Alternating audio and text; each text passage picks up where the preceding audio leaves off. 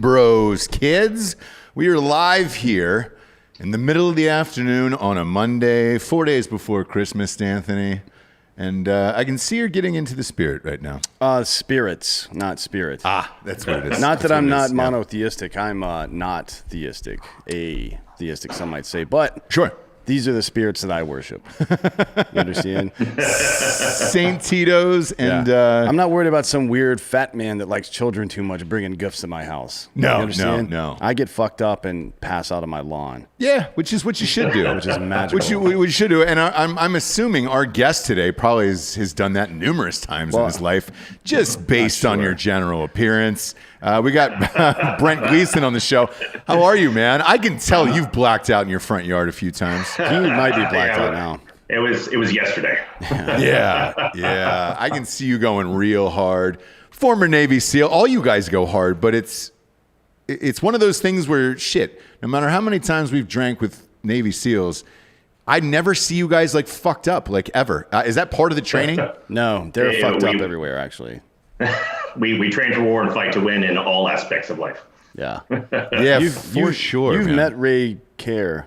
Yes. So hard to say you haven't seen a fucking Navy SEAL black the Never. fuck out. I've never seen him wrecked before. Yeah, he dropped me on my head trying to do a reverse 69, dude. Well, that was you guys together, but not with me. Rob O'Neill. I've never seen Rob black out either, and all the times we've hung out. I have. Jesus Christ. The way you said that with a sigh of just it's awesome. Oh, He's God. one of the most fun people on earth to drink with. Yeah. I think last time I was with Ray, he was pouring tequila and lime in his eyelids. Yeah, he also right. let John Daly hit a fucking golf ball out of his mouth. Yeah. Which was about half a handle in. Easily at that half a point, 'cause handle it was in. like 11 a.m. We were fucking ruined by then, shit. Yeah. We've had a lot of guests on with great books recently. Matthew McConaughey was on yesterday with Green Lights, man. Green Lights. You've got a book out as well called Embrace the Suck. Tell everybody what made you want to write that book. Because this is what I always find fascinating. Well, admittedly, going to this project, I didn't know how fucked up 2020 was going to be. So selfishly, I think the timing of the book of this nature is pretty good. My company does a lot of leadership development. My first book was about leading through change, about teams, leadership, and culture. And much of where that starts is a personal transformation journey. And, just like anybody in walk of life, being through the ups and downs of any type of adversity, whether it be literal or figurative battlefields, entrepreneurship, business, family, divorce, anything like that. I started doing some research in sort of that self-help genre. I had never read a freaking self-help book in my entire life. And I found there was just a lot of fluffy bullshit out there. And I figured it might be kind of a fun project to write a more counterintuitive, in-your-face approach to personal transformation, so to speak. Yeah, because it's one of those things where, we talk about it on this show all the time. Writing a book is so fucking hard, and people just don't really realize it, right? Because it seems like everybody has a book, and you're like, oh, man, it must be easy. No, it's brutal. And then, typically you're honest about your life and what you went through and everything else, which is really hard. And especially in somebody like your case, where it's just like, hey, man, you went through some wild shit. Was it weird trying to relive that and then put it down on paper? Yeah, it really is. I mean, I shared some similar stories, from SEAL training and combat and whatnot in my first book, but I went a little bit more raw and gritty in this book. Both with intensity and also some well-placed self-deprecating humor. But yeah, to your point, writing a book is fucking hard, and it you first have to find, at least the way I did it, you have to find a literary agent who believes in the project, and then you got to sell them on the whole project, and then they got to help you write a book proposal, and then they got to get that proposal in a place to where they're willing to put their name on it, and they got to take it to all the big publishers in New York, and it's just this whole journey, and then you have to write the damn thing, which is the harder part. Yeah, it's brutal, but like you take SEAL training, for example, like to me, it's like reliving a hell week all over again that I'm sure you were more than happy to forget for years and years and years. And then you go and write it down and you're like, oh my God, that was awful. Like thinking back on it must have been horrific.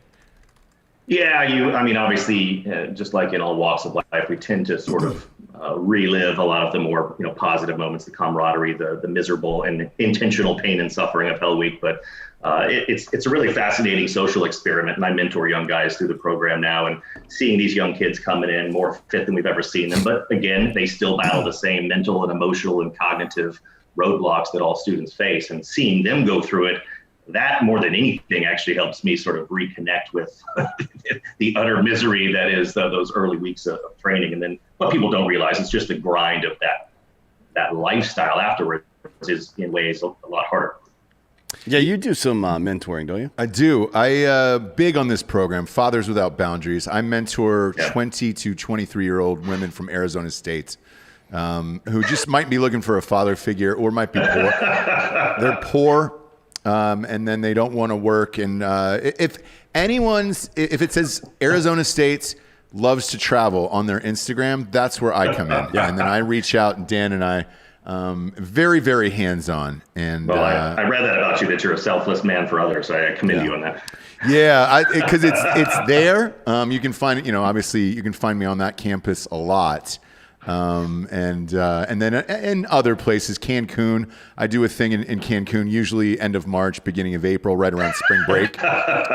It's good to give back, man. It's good to give back. It's good for the soul. Yeah, it's more of like an RA or a concierge of like, hey, are you guys okay? Do you need a fourth in that bedroom tonight? Because you don't want anybody to sleep alone. Obviously, you're a SEAL. Like you understand. You don't want somebody breaking in who's not experienced. No, my experience with SEALs is they'll go in, because there's a rule in the military, if the temperature is under a certain degree, it's okay to cuddle with your buddy, basically, for body heat. Yes. Now I've caught these guys, Ray actually turning the thermostat down.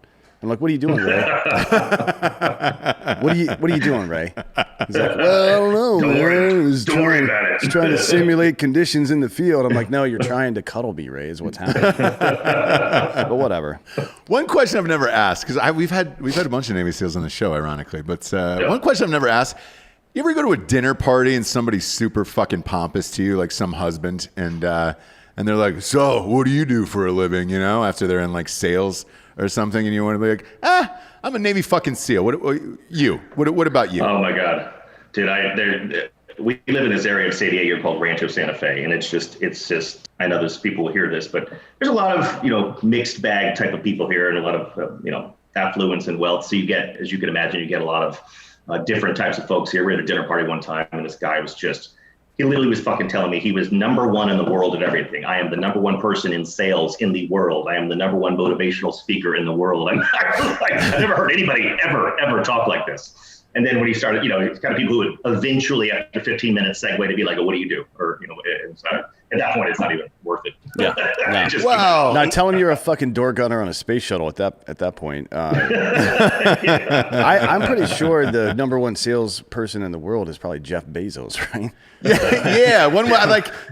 Were you at dinner with Jeff Bezos or Jerry Vanderchuck? Oh shit, you own fucking Amazon? Yeah. Now, if I'm sitting down, chopping up wood with Tony Robbins, I'd be like, all right, cool, motherfucker. If you're with Tony Robbins, you're going to be chopping up lines of cocaine, my friend. You think he's big in a Look blow? at the size of his hands. No, they're out of huge. control. He's got the biggest hands on earth, I think. You think that he's has the to do number with one cocaine hand? use? He's the number one hand guy.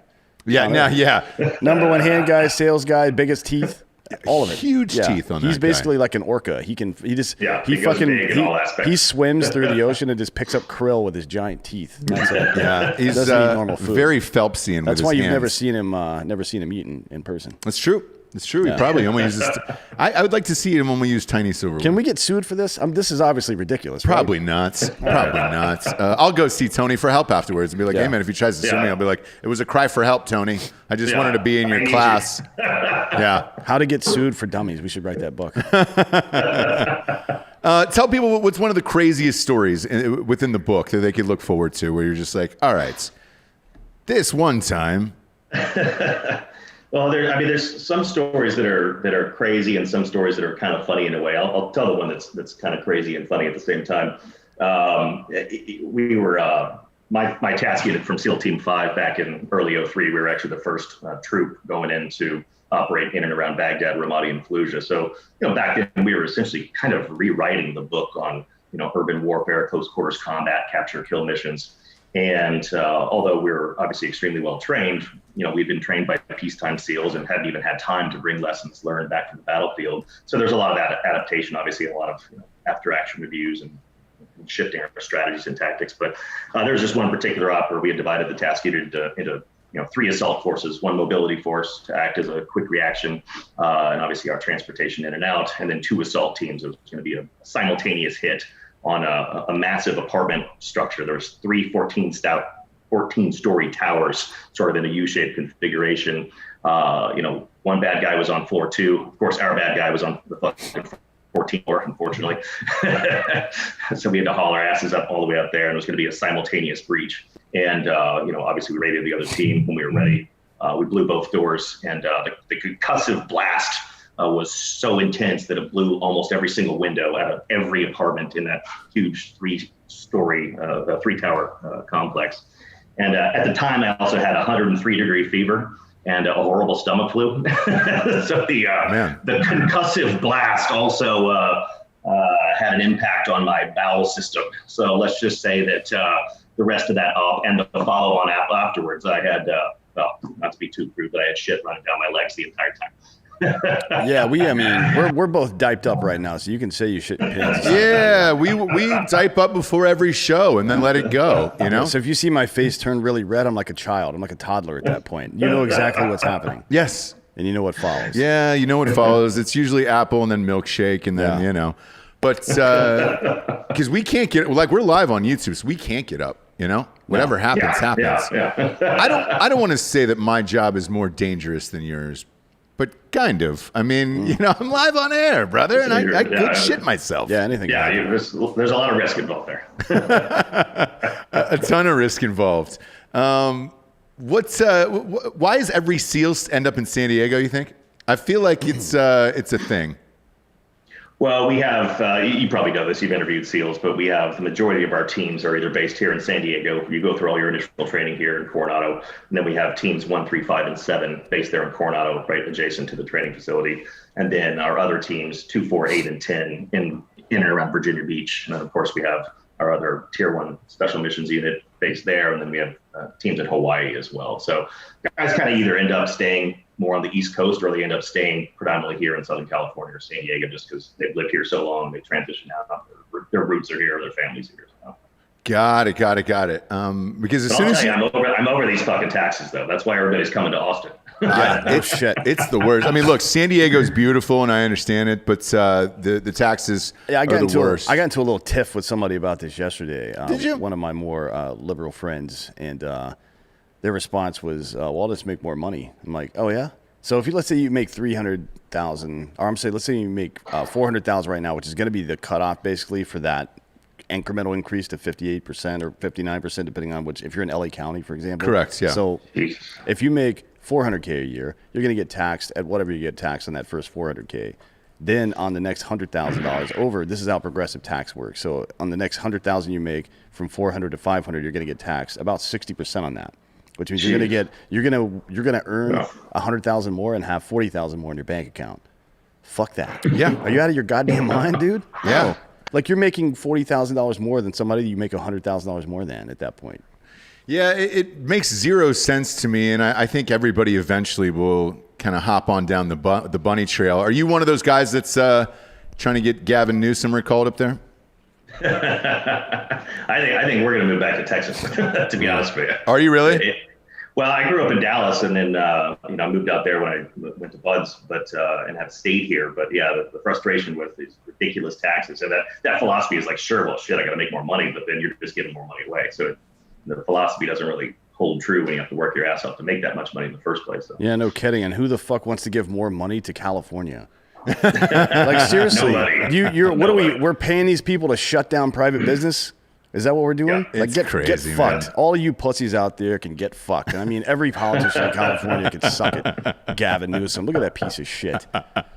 Seriously, he looks like a guy that I would just immediately, if I walked into a party and saw him, I'd be like, I'm slapping that guy. I'm going to slap him in the face before this party is over for sure. Not like I want to. I feel like I'm going to need to. You need to. He's very American Psycho. He's got a very American Psycho look to him. Yeah, without any of the balls, though. Yeah. He's a fucking pussy. That guy's the kind that folds his dick in half and just slides it in without getting an erection. You know what I mean? Floppy disk dick, yeah. FDD, we call that in the biz. He's a 3.5-inch floppy. Get fucked, Gavin Newsom, you Yeah. piece of shit. The old 3.5 floppy, you know? Yeah, it's all flat and weird. It's got a little hole in the middle. Nobody understands why.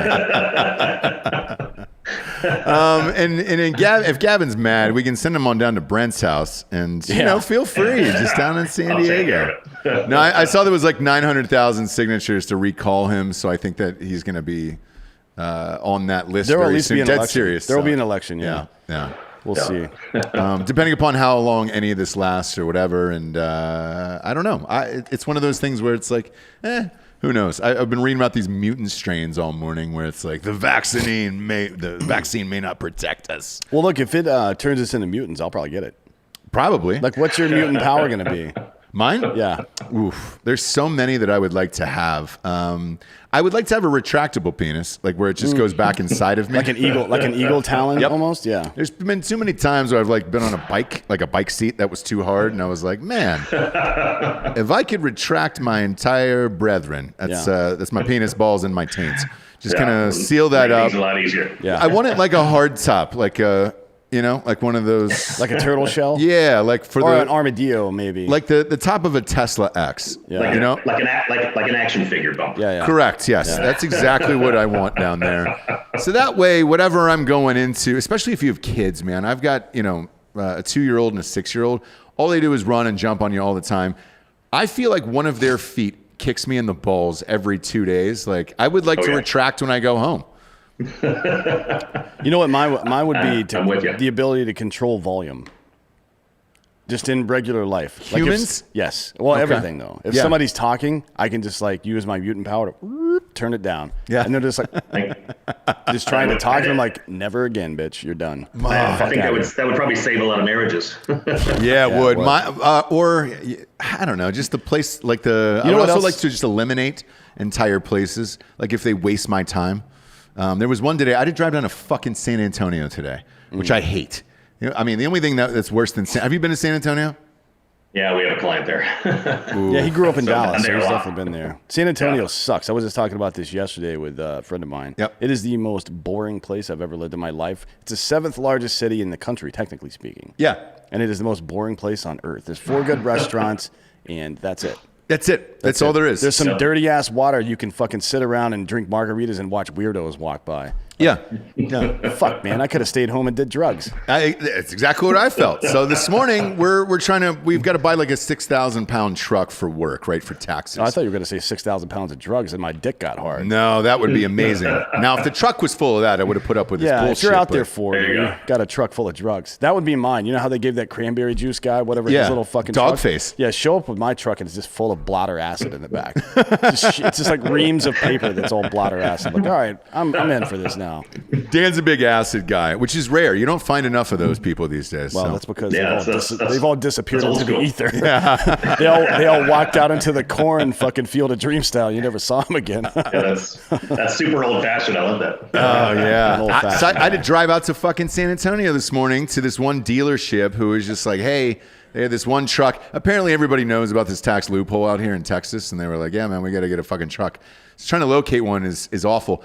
These dealers, all they do is like, "Oh, you got to come into the dealership. You got to come in. You just got to come in, man. We need to see you in person. You got to do this paperwork in person." It's like, Sure. no, man, I don't. that's the last place I want to be. You can at open a car fucking, you can dealership. open a bank account. You can vote from your house. You can't buy a goddamn truck. No. And Fuck, so man. I drive there, and he's like, "Oh, do you have the articles of incorporation for the business?" And I was like, "No, we really haven't needed that since we opened up a bank account like 3 years ago, whatever it was." And he goes, "We're going to need those." And I was like, well, I don't have those. So is that going to be a deal breaker here? Yeah. Do you want to tell me that before I got here? No, because we just wanted you in here, you know? So to everybody at Cavender Toyota in San Antonio, the guy's name was Marcos. you can stuff my entire cock every last inch into your mouth.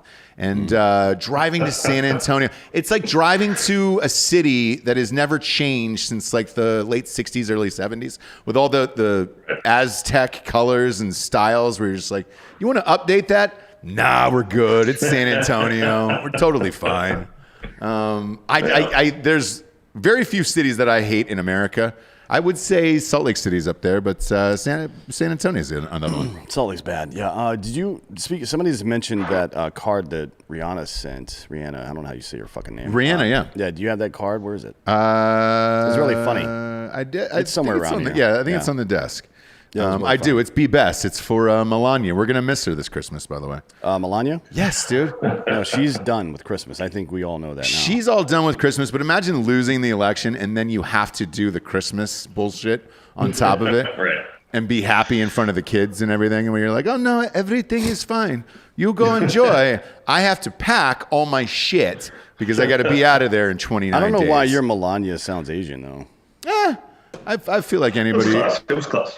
I feel like any mail order is kind of Asianish, you know? Or maybe that's just my hopes and dreams, obviously. But yeah, she doesn't want to do fucking Christmas. Are you kidding me? You're especially 25 days out from when you have to move out of there. It's like, oh yeah, go and put up the tree and entertain all these children. Like, you know, if you were at the end of like your 8th year, right? Your second term, congratulations. You're celebrating a nice Christmas. But when it's a one-term type of deal, man, you're probably pissed off about it. Suffering. Yeah, that's suffering. Yeah, yeah. Have you ever met a president? I have not. How about you? Yeah, I have numerous. I've only met Clinton. Really? Yeah. Bill? Yeah. Okay. He's Because the Hillary only- still considers herself president. Well, that's of no concern to me, to be honest.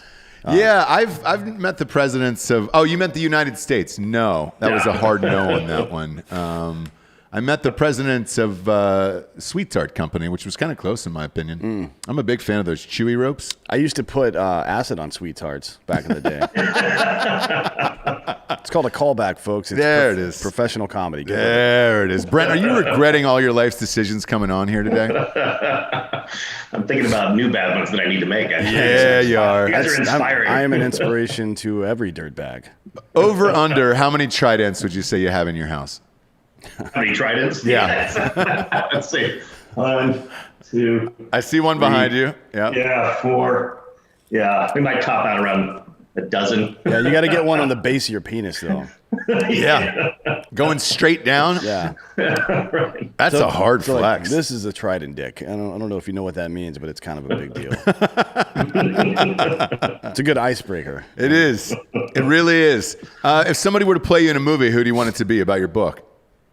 Gosh, I mean, I'd have to go with Matthew McConaughey since you guys had him on the show yesterday. Wow. Yeah, and he's a Texas guy, too, yeah. He's from Texas, you know. It's absolutely. I that like- that must have been a fun show. That was I blast. watched part of it, but Yeah. Great guy. Great guy. Yeah. Who would you not like to have play you? Nobody asked that question. Who would you not like to have to play you? Oh gosh. Man, come on. Hmm. Amy one. Schumer, maybe? Yeah. That'd be so great. That would be the best troll of all time. Like, hey, we're going to give you $12 million for your movie, to the rights to your book. But Amy Schumer has to play you. Yes or no, do you take the money? Hey, I can be bought. I'm just not cheap. Yeah, I'd take that money. Yeah. I'd spend I'd every run. every dime trolling her. Every dime. I'd watch that movie on my new yacht. Yeah, exactly. It'd be fun, though, to take her through SEAL training. Hey, we are technically open to female candidates, of which we've had none apply. But Yeah, and she's an actual SEAL, so just not. Oh no, manatee. It's the same Manatee. That's family, just different. Yeah, we're not too big Amy Schumer fans around here. I don't think anybody is anymore. You'd be surprised. it's an acquired taste, I'm sure. Well, man, I don't want Yeah, to think about tasting that. It depends on who you were. She went through a whole pregnancy thing where she was documenting like every single second of it, but it was like super graphic and real, where you were just like, oh, you're just sitting on the chair with your tit out. Like, I mean, really slumped over like an hour before having the baby. Well, that's Yeah, gross. my wife's actually pregnant right now with our 4th, and she's beautiful. So that's a good thing. But I can't imagine having to suffer through that for 9 months with Amy Schumer sharing graphic details. Being pregnant will not make you hot, but if you're hot and you get pregnant, there's a market for that. Oh yeah, just saying, Giorgio, you can talk more about that. But we've got a producer here who's an absolute dirtbag. He's into every kind of porn that you could imagine. So the pregnancy one's a lot of money. I was gonna say, what's his top fetish then? Yeah, what's your top fetish, Giorgio? What do you got there? What do you go with, gun to head? He really likes boats. He likes boats, so anybody that's got one, he'll pretty much be down for. Yeah, anything on water, and then anything in the mature category is really what I'm going to when I need to get that old one out the chamber. Yeah, the mature category. I'm sorry, when you're trying to get what?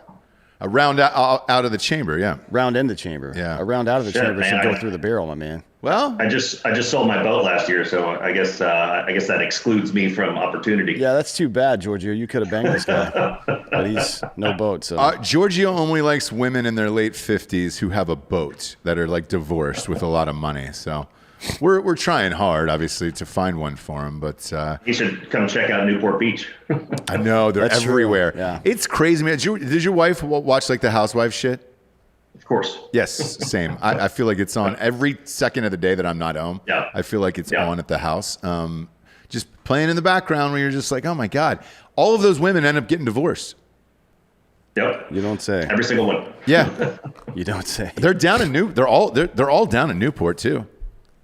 They got Newport, now they got the Salt Lake City one, which is just awful. It's rough. Yeah, so the Salt Lake City one was on when I popped in the other day, and I'm sorry, it's Real Housewives of Salt Lake City. Correct. What are they doing? Sitting around shitting kids out? I was just as curious as you were, Dan. So I popped her on down. One of the main things that they have, so one of them's like a Mormon on there, obviously. And then everybody talks about how weird that is that she's a Mormon and whatever she goes through. It's weird. Like a Muslim on the show too. Yes, and then they have a black woman on there who's got to describe why she's black and living in Salt Lake City. That's the hardest one to explain. Not why you think that God came from a planet called Kolob. It's like, why are you black in Salt Lake City? Right. You know what I mean? That's the real question. It's weird because I've been to Salt Lake City 20, 30 times probably. And Dan, you lived there for a little bit, right? Yeah, it was weird. I never saw one black person there are a ton of, there was only one black person there that I knew, and I dated her. Really? And that's the only reason I knew her. Right? Well, she was like half black, but it's weird to be. I don't know why anybody would stay unless you were Mormon. I guess if you're Mormon, it makes sense. Mormon, it makes sense, yeah. But if you're like not that and you're black, I can't imagine why you would want to live there. It's fucking. I mean, Park City, sure. Yeah, but not Salt Lake. God damn, dude. No, not at all. It's awful there. It's not a fun town. Where's the worst place you've ever been in all your travels? Probably somewhere in Somalia. Everybody has the same answer. It's always Somalia or Eritrea or one of those. The world's most awful shithole. A lot of Africa is beautiful. I mean, it's like you're on a Discovery Channel show, but Somalia, there's absolutely nothing beautiful about it anywhere. No shit. So like the beach there, right?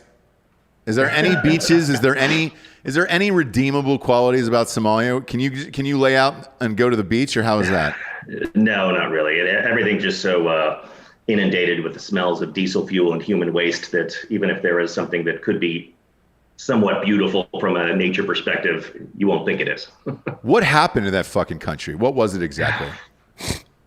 I mean, I think this probably goes back hundreds of years. It's never had any infrastructure, always been inundated with insurgency and radical Muslim behavior. And then obviously the post 9/11, 20 years at war, a lot of my last deployment was actually in Africa.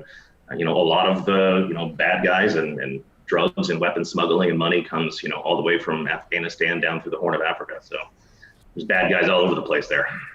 Yeah, when I watched I Am the Captain Now. What was the name of that movie? Captain Phillips. Yeah. I knew there was a lot of bad shit going down in Somalia. Because if you take Tom Hanks, right? If you want to take him, that shit's pretty fucked up. Yeah, obviously. I feel like the same thing about New York when Rick Moranis got punched in the face. Yeah. Like, has it gotten that bad where Rick Moranis isn't safe? Yeah. Like this whole country, this whole time has been about keeping Rick Moranis safe. And then we didn't do our job. We failed at the one job we had. So it's like, what are you going to do? Brent, do you feel partially responsible for that, for Moranis? Partially, yeah. Yeah. Because if you're not protecting him, who is? You know, that's kind of where we're at in this country. Well, you know, a lot of us who've served carry a lot of guilt, and that falls into that category of guilt of the things you just couldn't have done better. Yeah. I think about that too, man. My only regret was baby Jessica in that well. I wasn't anywhere near Texas, but I felt that I should have been. I was actually rooting for the well in that one. The well almost won. Yeah, I mean it was very close. Match. It was. I had money on it. It wasn't like I was anti Jessica. I just wanted the well to win. Obviously, Right? yeah. I needed to pay the rent. So what are you gonna do?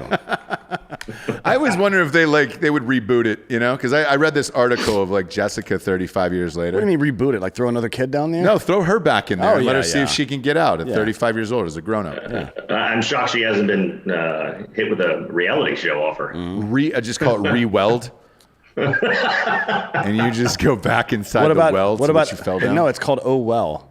And it's just a story of how she keeps falling into wells. Yeah. And she's come to accept it over time. Or if she had her own show on HGTV where she was just building wells for other people, you know?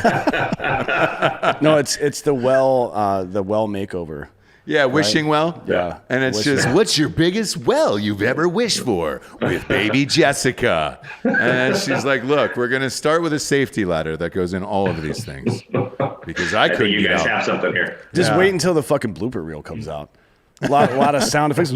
And she falls in like, oh, God damn it. And you see the producer breaking his clipboard. Like, what the fuck?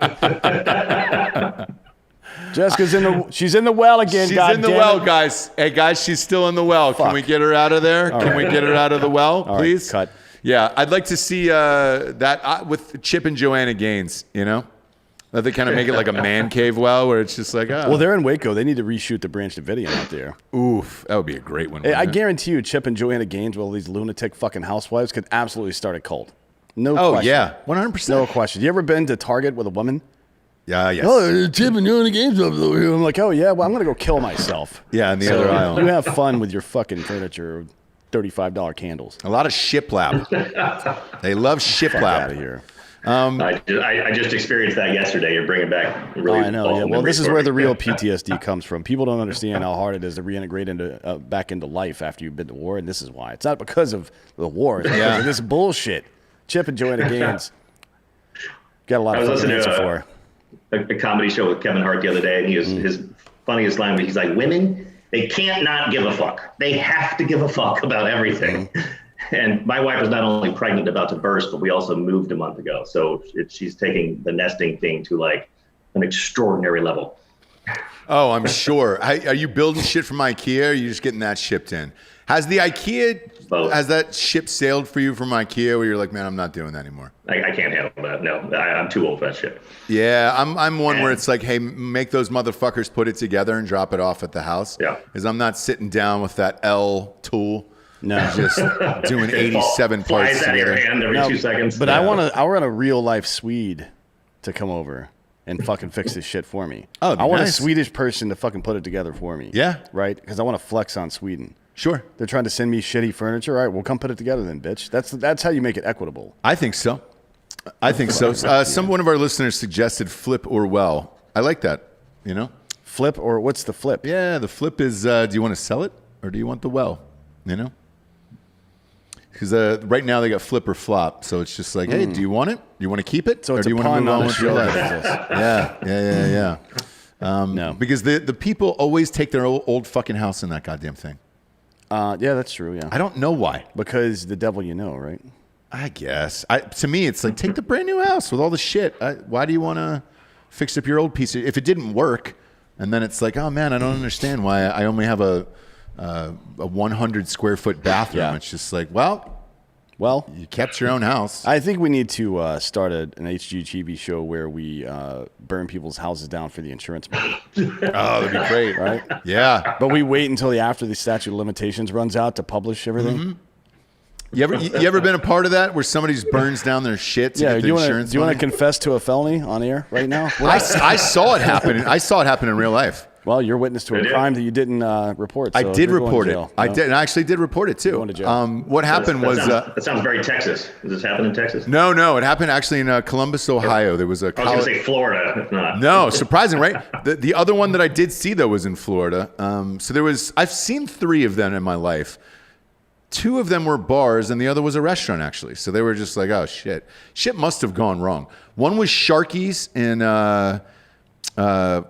was it Manhattan Beach, California? Like that had magically burned to the ground because they were talking about putting in a 3rd floor. It was already packed, right? And they just couldn't fit any more people in there. All of a sudden, it magically burned down, and then they were able to get the money to put that 3rd floor in. Right. That one, the one in college that I reported, where I was just like, "Oh shit!" I walked in, and the staff was torching toilet paper with Bic lighters, like all the way jacked up as high as they could. And I was like, "Yo, what the fuck, man?" And I was like, "You trying to burn the bar down?" And he looks at me dead in the face and goes, "Yeah, that's exactly what I'm trying to do." And I was like, "Oh, well, I'm gonna get the fuck out of here." And that whole bar burned to the ground. And I reported it, but. The owner had claimed, he didn't know who it was and blah, blah, blah. I saw that motherfucker working there. Like, I know what they were doing. And I was in the middle of it. Like, I was like, oh, shit, this toilet paper's up. Have you ever lit a roll of toilet paper on fire like that? Like, it goes up real quick. I have, yes. Yeah, that's actually one of the good ways to commit arson is to soak entire rolls of toilet paper in some kind of accelerant, like diesel. I did not know that, actually. Yeah, JP8 works as well. No shit. Yeah. Yeah. Then you kind of like twist it. Once it becomes completely soaked, you twist it up a little bit. You just stuff it in things like punch a hole in the wall and stuff it in there and light it on fire, and it just really gets wild. Really? That actually reminds me of a funny story you're asking about combat ops, and we always used explosive breach, or predominantly used explosive breach on a lot of these target hits, and one went off so big, and the whole entryway to the house was blown open. It was on fire, so we grabbed a big bucket of water to douse the flames before charging into the abyss, and it wasn't a bucket of water; it was a bucket of diesel fuel. So it actually made the assault a lot easier because we just stood back and watched it burn. Yeah, well, that's less of an assault, and more if you just burned a bunch of people alive. But either way, How many did you murder that day? I do wish there could be like a combat blooper reel, like for all the times I kicked the door in and didn't notice there was an 8-inch drop right on the other side of the door. Fucking face planted and everybody else ran on top of me to get through the door. That'd be fucking love to see that again. Scored to like Benny Hill. Yes. Scored. And it's all you just getting fucked up. Yeah, dude fucking trying to throw grenades into shit and missing as widely as somebody could miss. You know what I mean? This is why baseball is important, folks. Get your kids in sports. Get them off the goddamn video games. They're not going to be able to throw grenades properly. Yeah, they're not. They're not at all. Tripping and falling while running across a tilled field with thin BGs on. Oh my god, dude! times. I've done that in training. Even shit on Fort Bragg, I've tripped so many goddamn times, and I've broken my nose twice doing that stupid shit. 20 stitches in my eyebrow from landing on my rifle when I fell forward onto it. Christ. That's fucking hilarious. Brent, do you want to stay with us for our sponsors today? We get sponsors to put this show on the air every single day and pay everybody, but they're horrific. And I really want to throw you under the bed with them. You know what I'm saying? Let's do it. Awesome. First and foremost, ghostbed.com/Drinkin Bros. Finest mattresses in the land. I get it. We're 4 days before Christmas. Will they deliver in time? I'm not sure. But I know this, you get 30% off. And if you're a member of the military, a first responder, a teacher, or work in the government, that's a big savings, dude. And you get sheets, pillows, adjustable bases, you name it. They got it at ghostbed.com/Drinkin Bros. And as always, they got a 36-month pay-as-you-go program, no interest at ghostbed.com/Drinkin Bros. And all of these deals are applicable with the no interest program, so you can get wet and or hard. Yeah, because there's a wet seal and there's hard seals too, right? Absolutely. No, not at all. No, yes, you're right. Yeah.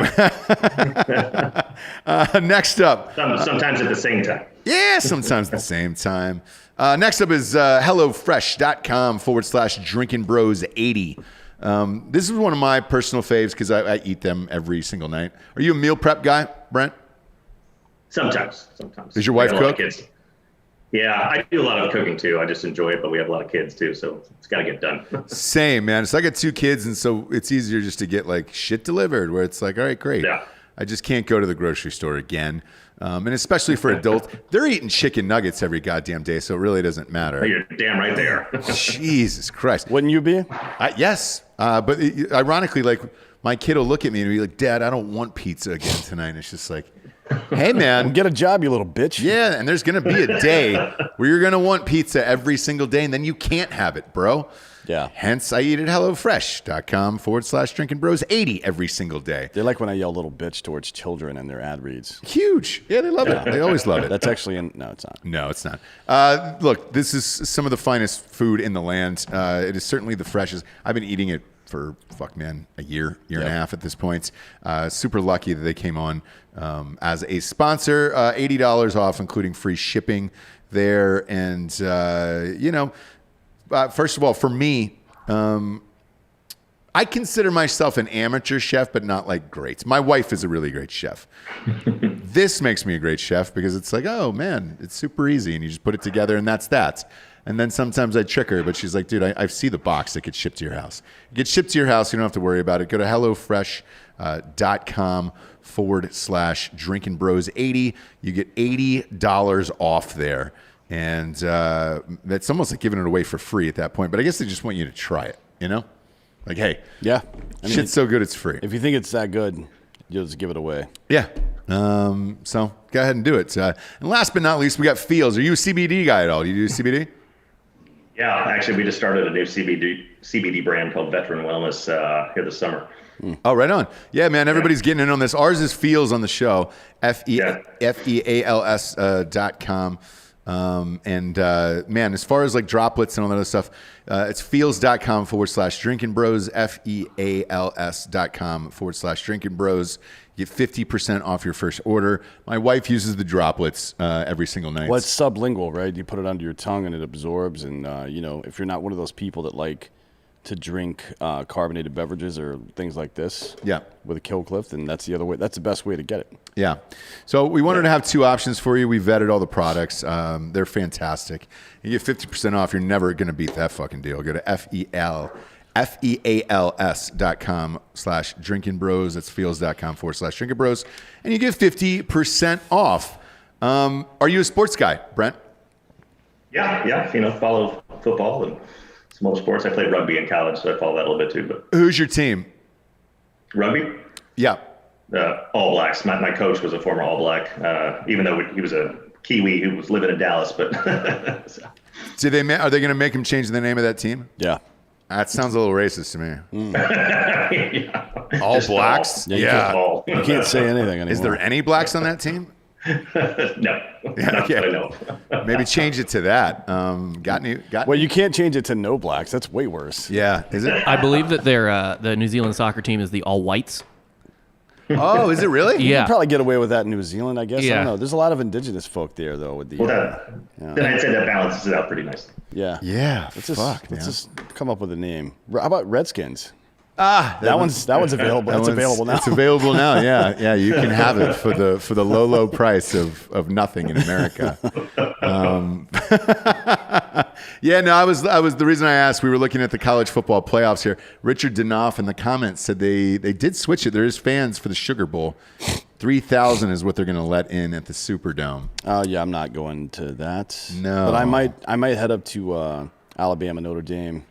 In Dallas. See. Yeah, it's a Jerry World, so I might go up there. Man, it's a 3-touchdown game on that one. Yeah, it is, but it's the only live fucking sport I'm going to see for the rest of the year, right? You think so? Yeah. Like, is that it? I don't expect to be in any baseball games come spring. I don't expect to see any basketball games live. No shit. Yeah. What's the NBA going to do? Are they going to be playing in San Antonio and Houston? Are they going to be playing in Dallas? Are they going to be playing in a fucking bubble somewhere? I'm not traveling. Sure. If it is a bubble, there's no fucking way to get on anyways. If there's no fans there, we'll see about fucking football. Who knows? The NFL, I mean. Yeah. If any of the playoff games, I feel like once it comes playoff time, they probably need to go bubble, to be honest. If they want to get the whole thing done. Otherwise, if anything happens to one of the teams, it's one thing to push a game a week or whatever the fuck, or play a game that is otherwise meaningless with less players than you would have, like the Ravens did a couple weeks ago. But in the playoffs, that's we talked about it with LeBron James. What if LeBron James goes down with COVID during the NBA playoffs? Yeah. I don't think they could take the chance. If the NFL is not planning on doing a bubble for these playoffs, they're fucking stupid. And something will happen if they don't. Well, because it's the holiday season. It's colder outside. Viral activity is more common when it's cold. I don't give a fuck about this. I think these guys are world-class athletes and don't have anything to worry about. I agree. But the NFL and their insurance and the optics of the whole thing, if they don't go bubble, they're fucked. Yeah, and I would say this. For the last game, do you really care if it's a super spreader event? Like the last game, you should just have all fans where it's just like I agree with that. 100,000, like who cares? Because even if the players get sick, they're not going to get tested until after the game. And it actually makes the game funner. Like what if you come down with COVID during the game and then you got to play through it? At least there was something more behind it where you're like, oh, shit. They really had to work for the championship. Yeah. Because I was looking at it yesterday. The Super Bowl this year is in Tampa Bay, so you're good there because Florida doesn't give a fuck. And then the national championship for the NCAA is in Miami. Yeah, COVID showed up like a fucking traveling salesman with its little briefcase. Yeah. To Florida, and it looked around and was like, nope. Yeah, I'm out of here.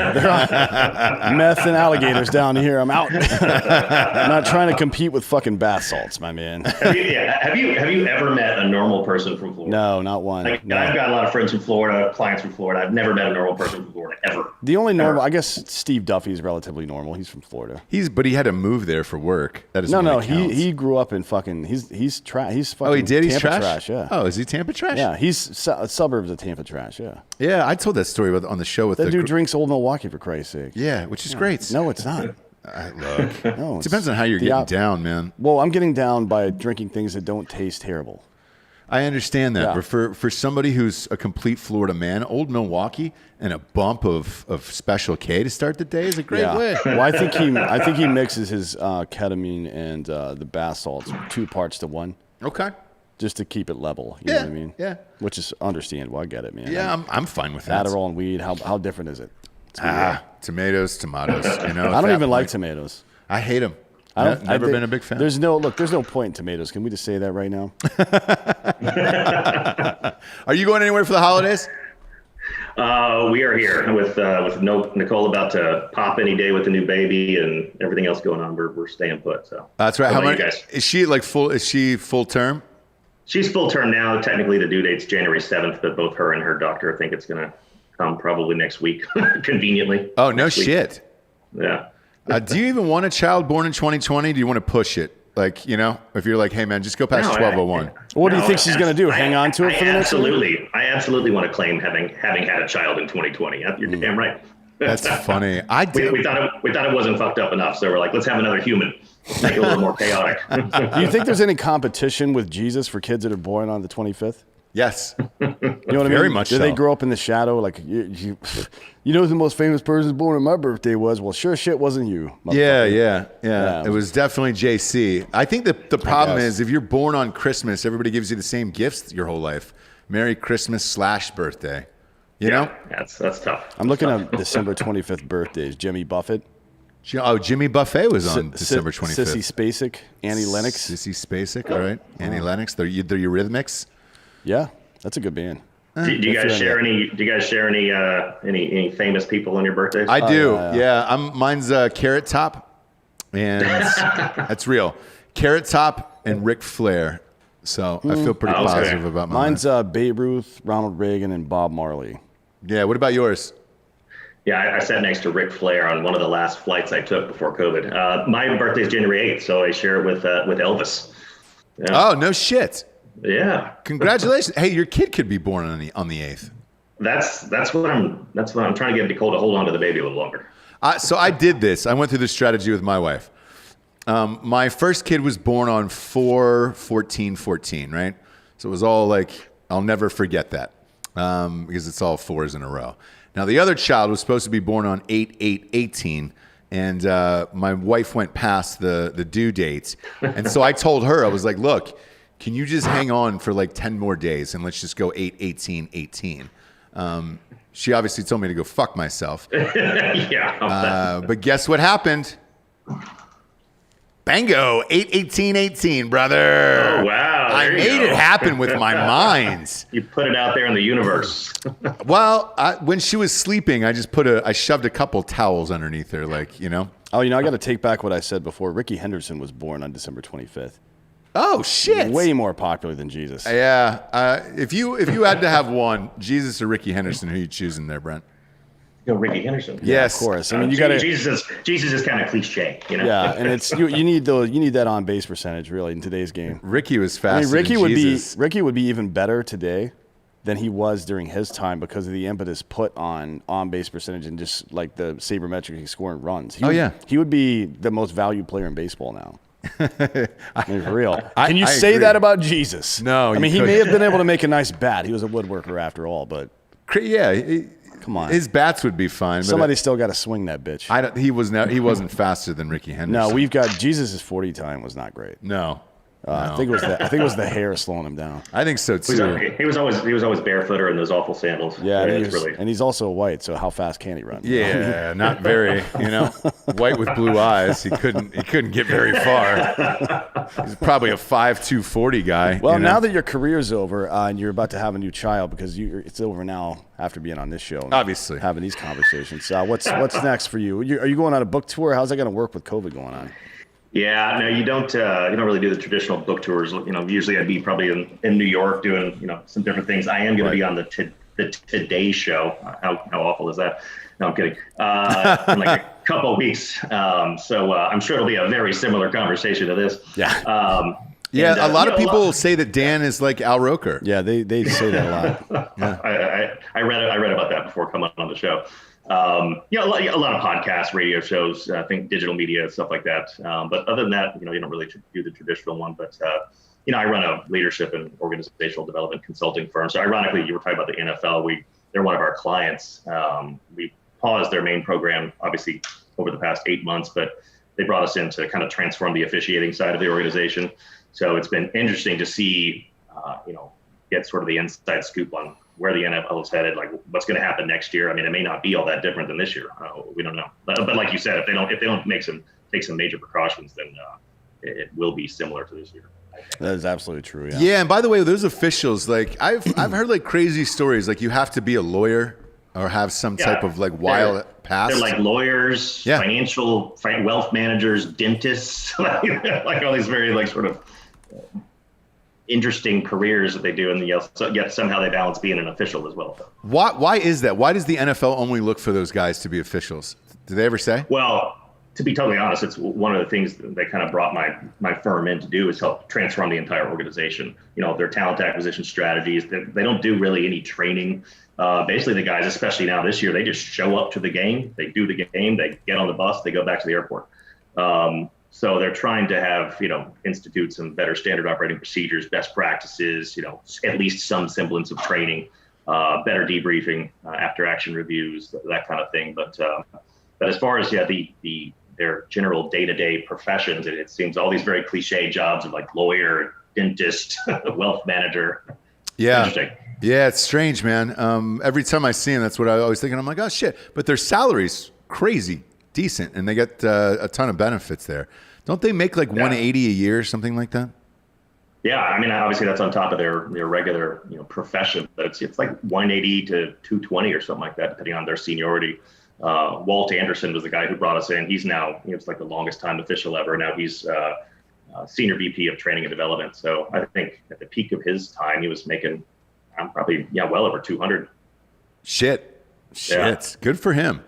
Since you're in San Diego, any plans to go on Jocko's show?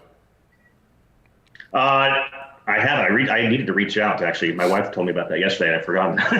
So I know Jocko. I'm better friends with Leif, who actually is down around where you guys are. Yeah. I got to do that. Yeah, he's out in San Diego. Last time we were in LA, the COVID thing had hit. Dan and I were there in July.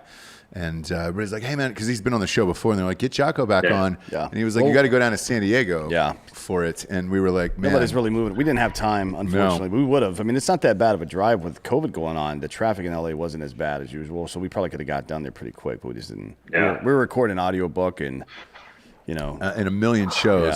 Yeah. Yeah, it was crazy. Is the traffic in San Diego the same way because of COVID? Like, you're free to go anywhere, right? Yeah, you're free to go anywhere. In the early stages of COVID, the traffic was super light, especially between San Diego and LA. It's pretty much back to normal now. Shitty. Oh yeah. Oh man, that's fucking awesome. Now's the point in the show we get to the Drinkin' Bro of the week, which was someone who has inspired you or helped you become the person you are today. Who would you like to give the Drinkin' Bro of the week to? I think I'd have to say, can I give it to more than one? Yeah, go ahead. Do what you want. Well, people always say like, who inspires you, or who are your heroes? And, I could think of a slew of obviously, people that everybody's heard of before, but I always like to give that, shout out to, all of our brothers and sisters downrange, especially those who made the ultimate sacrifice, especially guys in NSW who passed on, but those are my heroes. Those are the ones that I, carry with me. So let's give a shout out to them. Right on, man. Right on. When you go in to train guys, like you were saying, at your job today and for your company and all that shit for leadership, what's the first quality you look for? We really actually look for their, what we call rightness, or their, it's an acronym, but it's kind of self-evident. Basically, is what is their actual desire and ability to change, transform, to develop, to become a better manager, a better leader, both in their personal and professional life. Because a lot of, what anybody has to do to be a better leader of people is to, be more self-aware and more emotionally intelligent, to be able to connect and inspire. A lot of times, leaders of people think that it's all just about instilling subject matter expertise or getting the right people in the right job. But these days, more than ever, it's about mentorship and coaching. And the best leaders are not only lifelong learners, but they develop other leaders. I mean, that is their core function, is to, especially if you're trying to create a high performance team mindset, which you guys fully get, is everybody on the team leads, regardless of rank, title, or tenure. And that's special operations, military, business, entrepreneurship, sports teams. It's to really find people that have the ability not just to continue to lead themselves and develop themselves, but to lead others and instill that level of ownership and discipline in those people so that they want to develop themselves as better people, better leaders, and better managers of teams. I like the phrase lifelong learner because there isn't a lot of people who want to learn something every single day. It's the beauty of having a podcast is we get to talk to people from all walks of life. I literally get to learn something new about somebody different every single day of my life. And that's probably one of the greatest gifts of this job. I don't know a lot of people, though, who have a curious mind who want to do that. Why is that, you think? Is people get so distracted by the day to day. I know a lot of people who want to develop their careers as entrepreneurs or business people, yet they don't like reading, they don't like learning. It's always astonished me that they wouldn't find ways to be in a constant state of development, a constant state of self-improvement, because they will succeed more, they will make more money, they will have a better impact on their brand or their customer or whatnot. Yet for some reason they don't seem to have the willingness to make the time to develop themselves, which has always been confusing to me. But at the same time, if they don't want to, then fuck them. It's not my it's up to them. So oftentimes, it's really about selecting the right clients for us too, because we're not here to transform losers into okay leaders and managers. It's more of a good to great strategy of people who want and have that burning desire to succeed more and win more, whether it's just life or business or what have you. Well, I think part of it is a lot of people in life haven't been put in a situation where they have to succeed. Everybody's got safety nets, whether it's they come from a family that's supportive or they don't give a fuck and they'll depend on the government, or they're in some kind of other situation where they don't. What's the old phrase? There's well, skip that. So these people haven't actually been in a situation where failure means something significant other than just inconvenience. That's what I think. I don't necessarily think that people are incapable of doing it. I just don't think they haven't been broken down to the level where they're like, everything is fucked. My body's not working, my mind's not working, but I can still put one foot in front of the other on this road march. Yeah. You know what I mean? That is an important lesson for people to learn, and I don't know if it's possible to simulate it outside of that environment without getting sued at this point, to be honest. Or in general, maybe it's never been possible. So there's a lot. I think it's also because those people haven't been intentional in expanding their comfort zone. They haven't been intentional in putting themselves in situations where they will suffer, for something purposeful or a loftier goal, because they stay in their comfort zone where only mediocrity lives. And yet years go by, and then eventually they'll look back like shit. Yeah. And they're going to have this laundry list of regrets that they're going to take to their grave. I talk about in the last chapter of the book, it's really about, we have total ownership over our ability to manage that list of life regrets. Never being that guy in the bar stool saying, fuck, I wish I would have done that. Or I thought about doing that. Or I thought about becoming a SEAL or a Green Beret or a special operator or starting a business, and yet it was, they have all these excuses as to why they didn't, and they continue to tell themselves that, but what they're really feeling is the burning sting of regret. Yeah. Yeah, I was always curious, like if somebody pays a company like yours to come in, and teach like a leadership course, right? And they pay a fuck ton of money. Are you able to sit there and be like, man, that guy Carl that you really like, has got a fat salary, like he fucking sucks at life. Are you able to do that, or do you have to kind of skate around it and be like, well, Carl could become better? No, absolutely. And oftentimes you go in and once we kind of get into the needs analysis of it and kind of auditing the reality of the situation within the organization and within, middle to senior leaders, for example, or even frontline contributors. Sometimes, as you know, in an organization, the problems they're at the very top. And oftentimes we go in and we say, look, we're going to be doing evaluations, 360 reviews, executive interviews, and you might get feedback that you don't like. We might realize that, some of the problems reside at the C-level, the board level. It might be you. And we have to be able to partner with clients who are accepting of that. And the good ones, the good leaders who want to high perform and want to grow their business and excel, will say, hell yeah. Coming from, as you guys know, coming from the world of military background, we have a very transparent culture of peer-to-peer feedback is one of our biggest ways we learn. And that's sort of a core tenet of a high performance environment. But a lot of times organizations where at least the senior people aren't willing to improve, or maybe it's a middle manager who is wildly unself-aware of his level of performance, or there's favoritism of, well, that's the senior leader's boy or their friend or their brother-in-law, and we'll see. They'll do what they want to do. We'll say, if you want to improve in this area, yeah, sometimes we make a list of people who have to go immediately. Has the CEO ever given you any pushback and said, no, I'm not the problem, fuck you? Never in those terms, but sometimes you do have to continue to push the issue through data and through feedback from their peers, or even possibly people, if there are people, maybe it's the board level, because those are only people sometimes that reside above that person, to get them to see the light, and ultimately they'll start to realize where they need to work. And sometimes you have the type of personality where there are certain things that will be very, very difficult about them to change. So you work with, what's at least marginally in your control.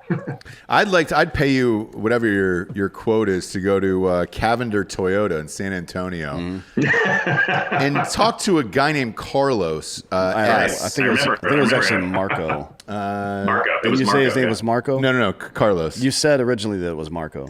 No, you said Marco. Yeah, you did. Did I really? Marco. Yeah. Both of you guys have the same fucking memory? Yes. Yeah, it's called a memory. Ah, boy. Motherfucker. I don't remember what I said fucking 5 minutes ago, apparently.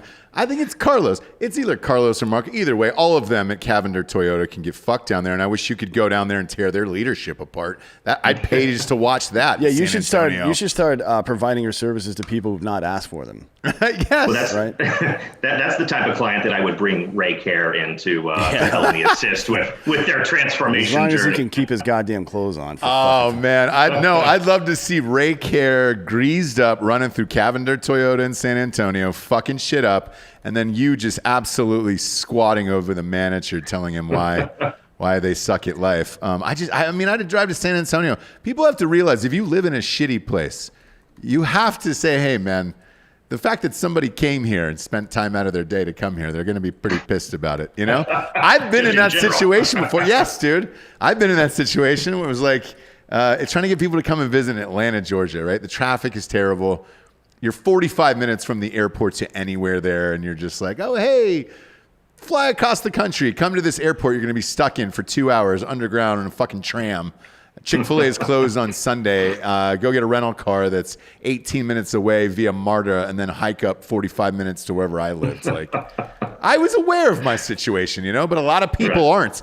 And that's probably why I'm a good leader, Brent. Look, the book comes out tomorrow or at midnight tonight, December 22nd. It is Embrace the Suck, the Navy SEAL Way to an Extraordinary Life. Is your life extraordinary, Brent? I'm working on it. Some of your listeners probably know David Goggins. He wrote the foreword. He and I went to Buds together and wrote Team 5 together. So he kicks it off with a nice little gut punch for those who are going to read it. Yeah, I saw him on Rogan. That's an intense dude, huh? Oh yeah, he's crazy. And for interesting about David, I would say this if David was here with us, of course, we've known each other for 20 years, but he's currently one of the most inspirational people of his type. If you're the type of person that likes that type of messaging, but he also doesn't like people. This interesting dichotomy of hating people but inspiring them at the same time. Yeah, That is Dan Holloway right there. You just described as well. Dan hates people, so that's great. It's a good quality. it's worked out pretty well for me, to be honest.